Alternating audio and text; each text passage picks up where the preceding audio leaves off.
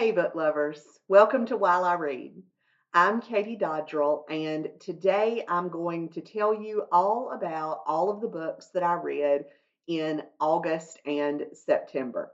So I've read 8 books over these past 2 months, not a very high total. I think in the summer when I did June and July, I had read something like 14 books, but of course, school started back for me in August. It also started back for my daughter Sarah. She started kindergarten. So I have been really busy and have not had a lot of time to read.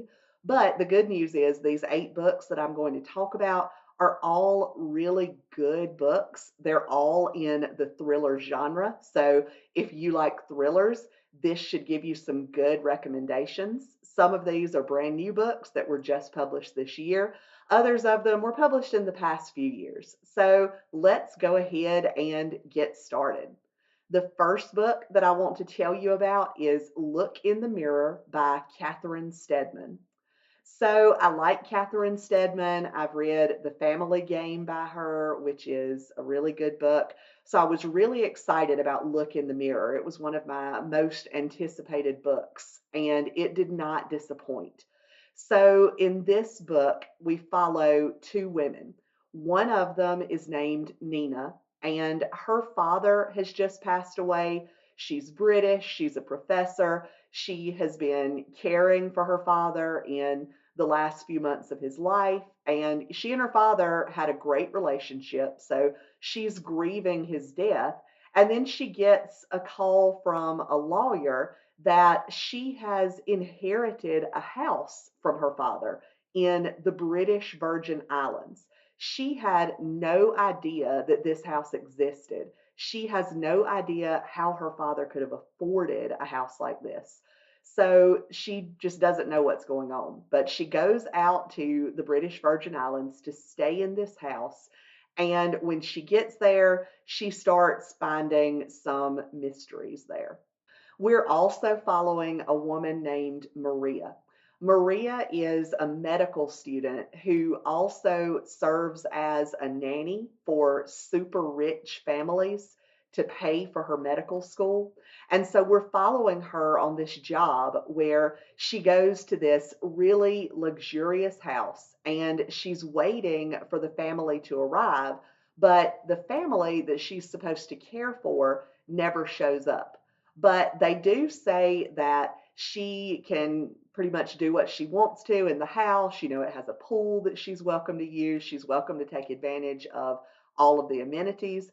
But there is a locked door to a basement that she is told, do not go into this room. So, who could resist that?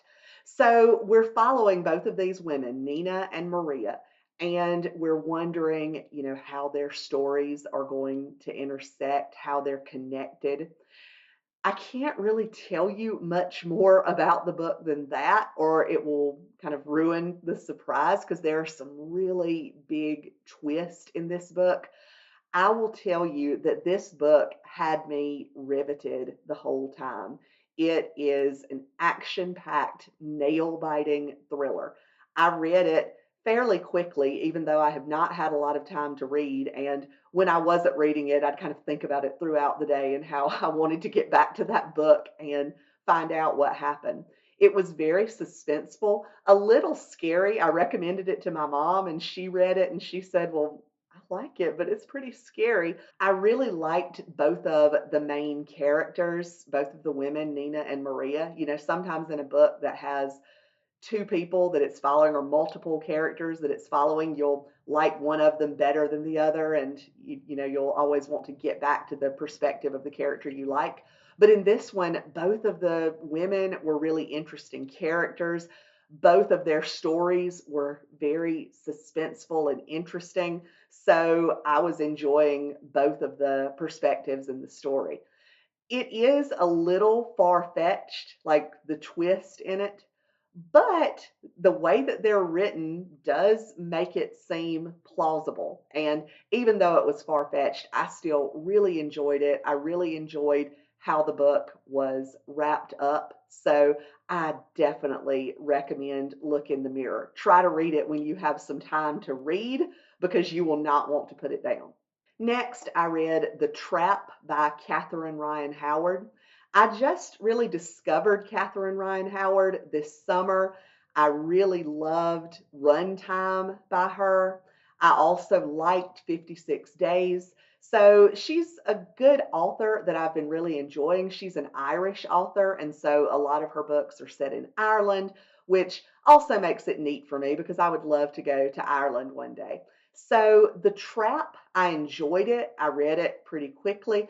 I will say it's probably my least favorite of the books that I'm talking about in this episode, mainly because I didn't like the ending that much, but I did love the book as I was reading it.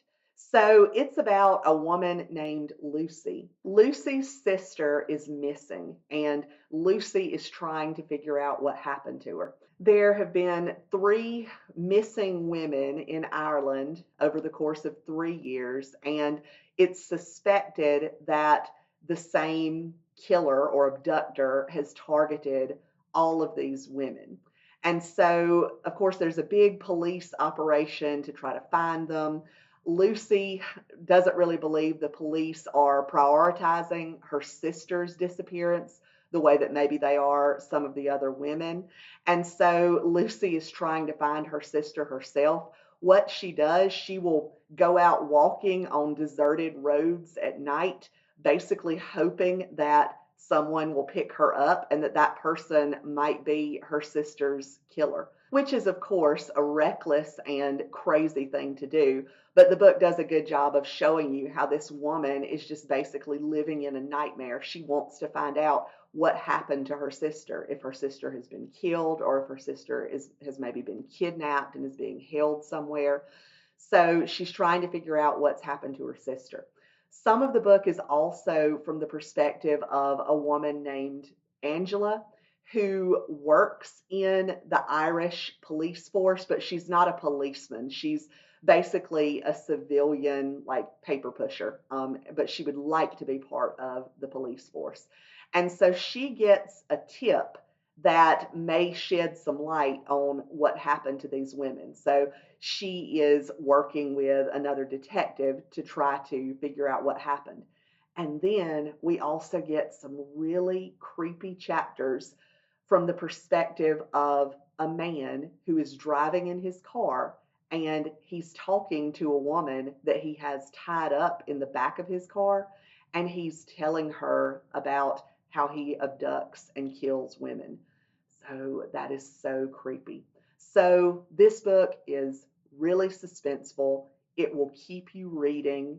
Like I said, I didn't like the ending of it. I tend to like books better when they have a resolution that sort of ties everything up. I don't mind a little bit of ambiguity, but I like to know what happens.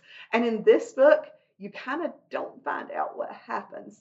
I don't want to say too much more because I'll spoil it, but I did really enjoy this book except for the ending.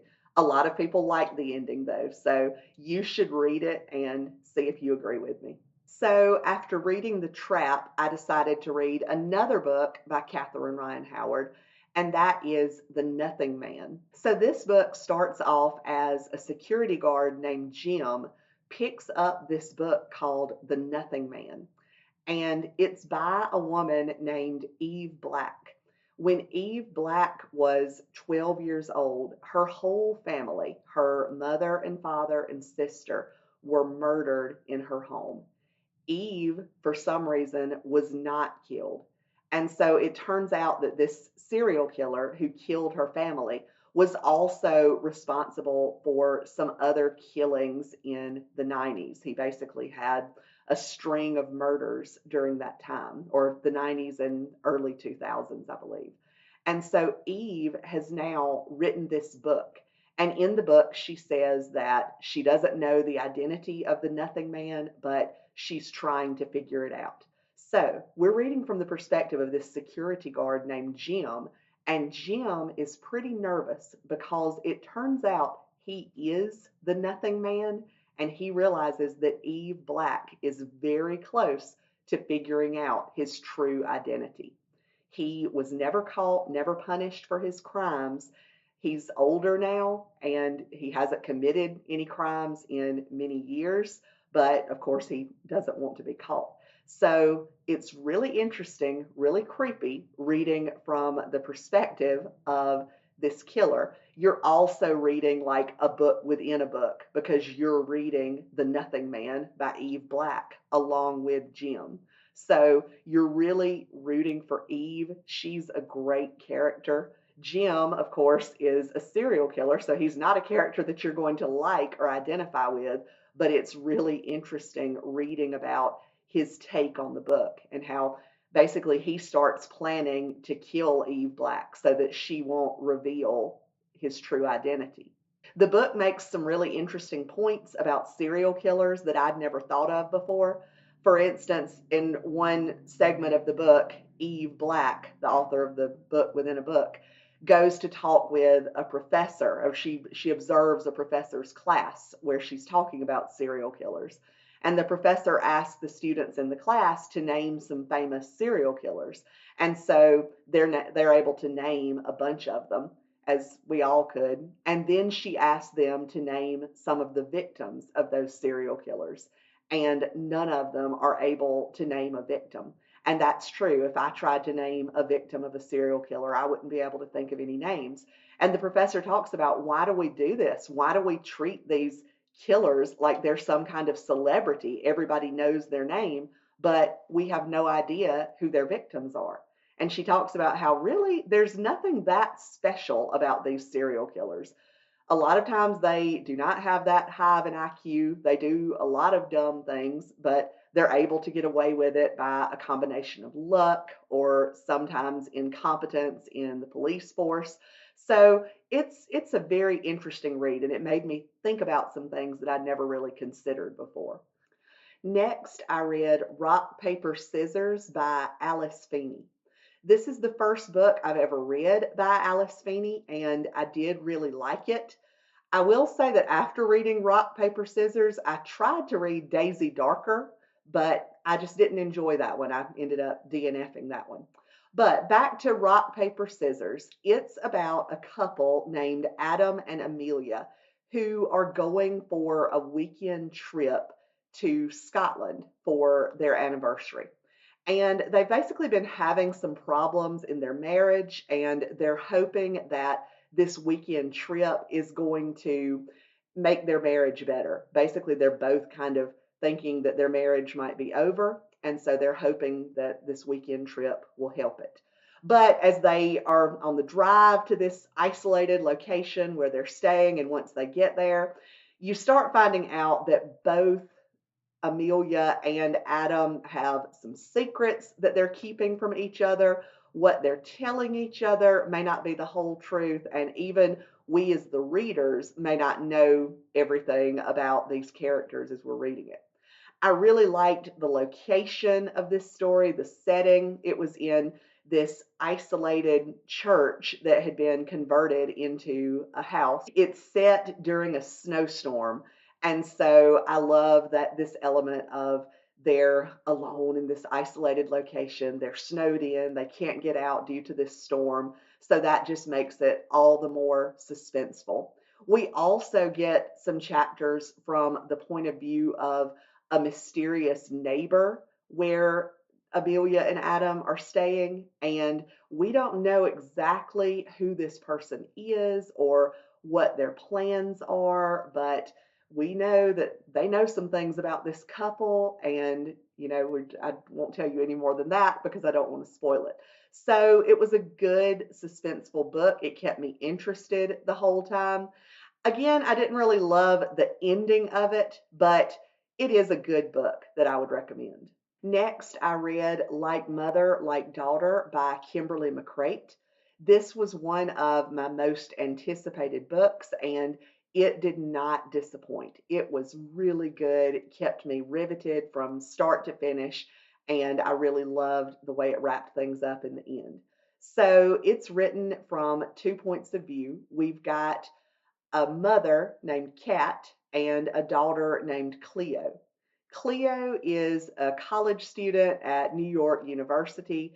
She has come home to have dinner with her mom, But when she gets there, she finds food burning. She it looks like her mom has been there. She can see she's been there recently, but there's no signs of her there now.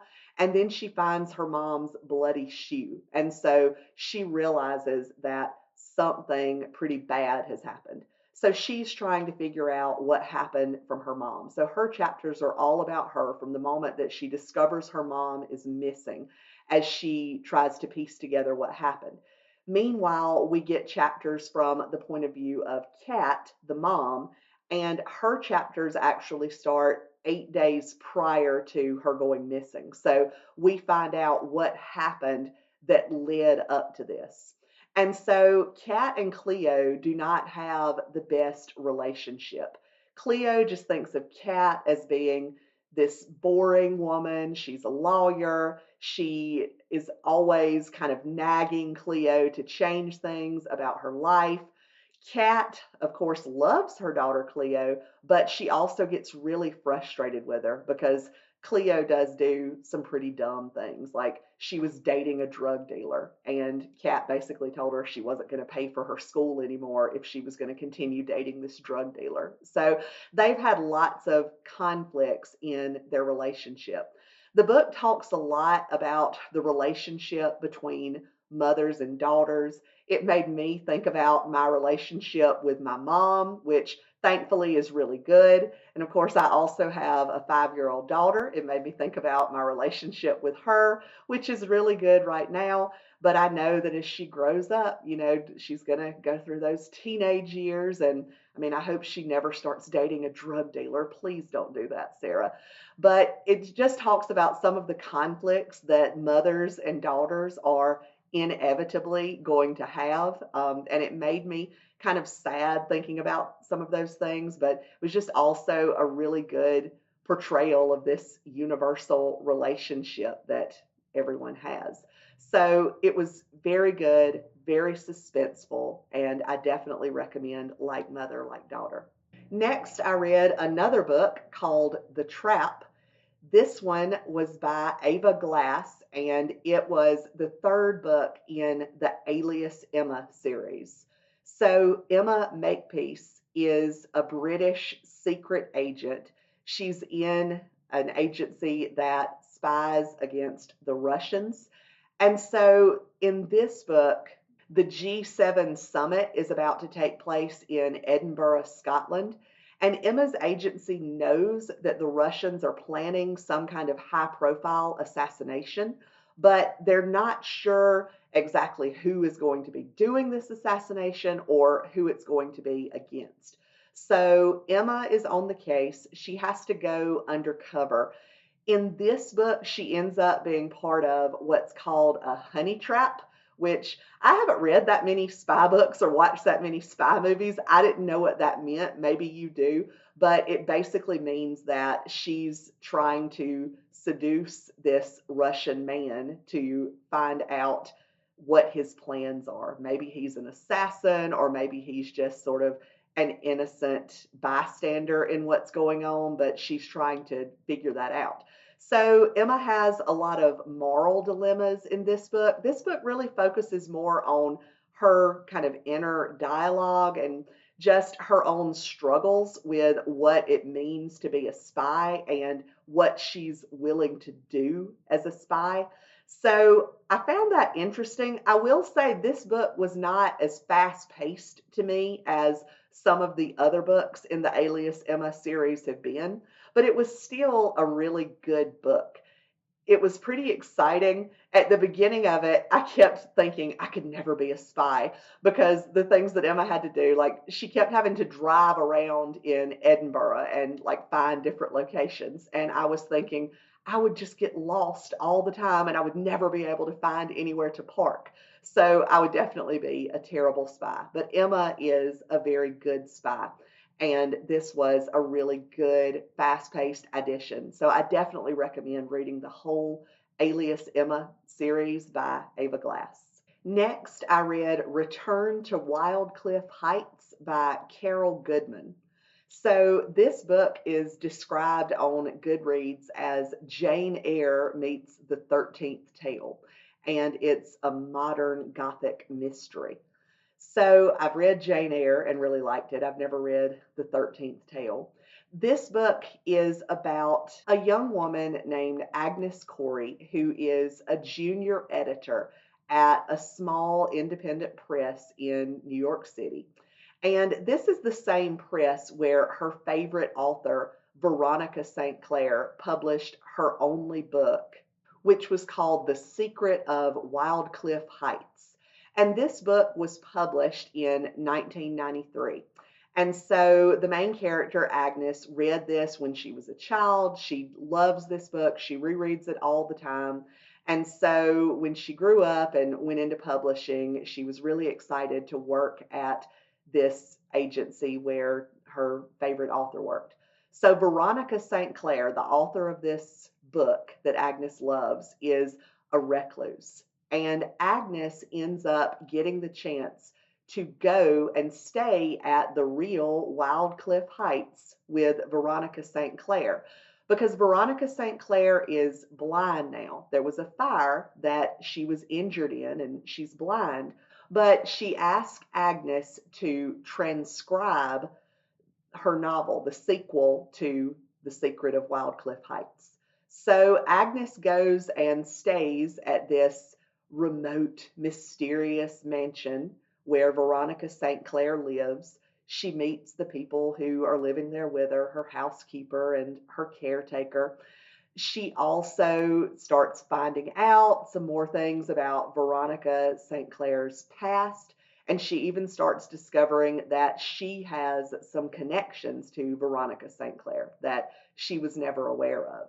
So it's really interesting reading this book. It was also interesting and kind of depressing to me to read about. Agnes learns about Veronica St. Clair's past and what she did in the 90s prior to writing The Secret of Wyldcliffe Heights. And it writes about the early 90s like it's this time in the far distant past, which just makes me sad because, the early 90s were not that long ago. But it was a really good, mysterious book. It kind of had a cozy feel to it because Agnes is in this small town. She goes to the library there. The town is having a big Halloween celebration. So it just sort of had this cozy feel to it, even though it's not really a cozy mystery.